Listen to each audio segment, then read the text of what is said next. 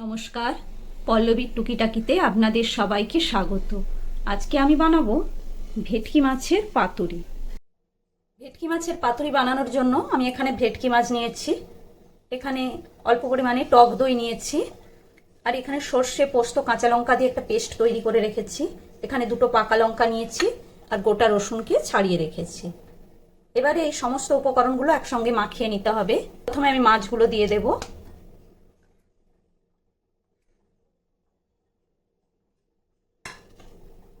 এরপর এই সর্ষে পোস্তর যে পেস্টটা করে রেখেছি ওটা দিয়ে দিলাম এর মধ্যে।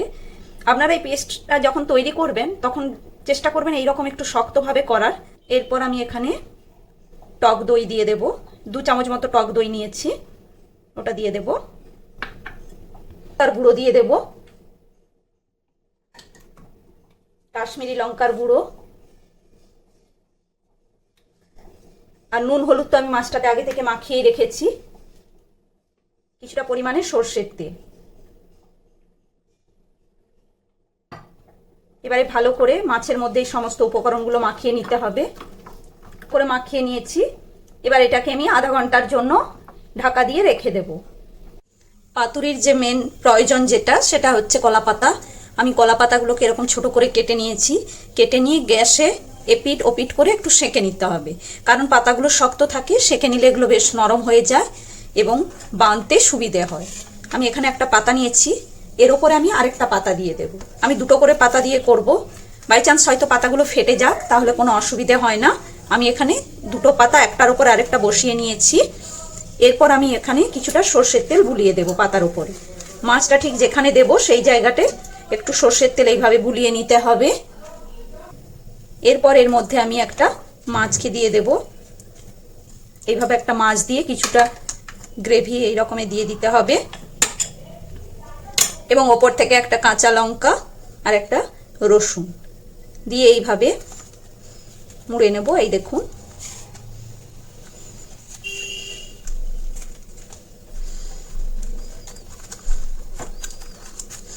মোড়ার সময় একটু সাবধানে মুড়বেন যাতে মাছের ভেতরের গ্রেভিটা না বেরিয়ে যায়। দুটো পাতা দিলে এটাই সুবিধা হয় যে পাতাটা ফেটে যাওয়ার ভয় থাকে না। এই দেখুন মুড়ে নিলাম।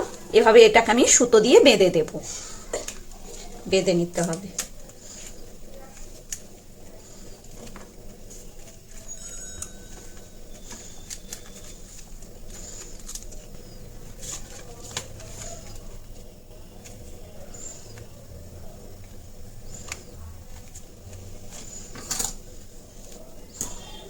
এইভাবে আমি সমস্ত মাছগুলো রেডি করে নিই।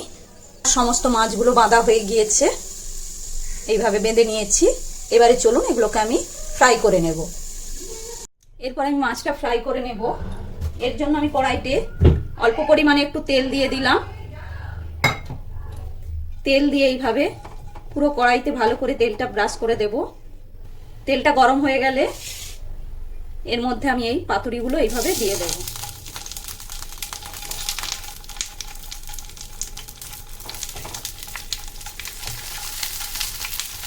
এইভাবে পাতুরিগুলো দিয়ে একটা চাপা দিয়ে দেব। এটা 20 মিনিট মতো সময় লাগবে। 10 মিনিট মতো হয়ে গেলে আমি আবার উল্টিয়ে অন্য পিঠটা দিয়ে দেব। গ্যাসের ফ্লেমটা একদম কমিয়ে রাখতে হবে।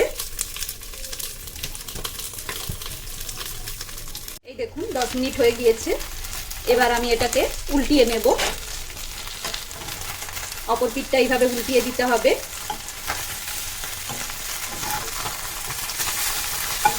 পাতার একদিকটা যখন দেখবেন এরকম কালচে টাইপের হয়ে যাবে তখন ভাববেন হয়ে এসেছে। এবার আমি আবার চাপা দিয়ে মিনিট 10 জন্য রেখে দেব। দিকটাও ফ্রাই হয়ে গিয়েছে, পাতার কালারটা পুরো চেঞ্জ হয়ে গিয়েছে। এই দেখুন, এইরকম হলে বুঝবেন যে মাছটা রেডি হয়ে গিয়েছে। পাতুরিগুলো সব তুলে নিয়েছি। এবার একটা কেটে দেখে নিই, চলুন কতটা হয়েছে।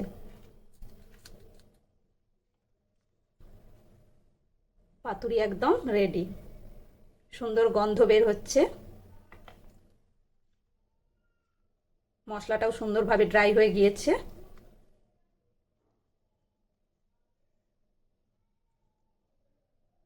রেডি।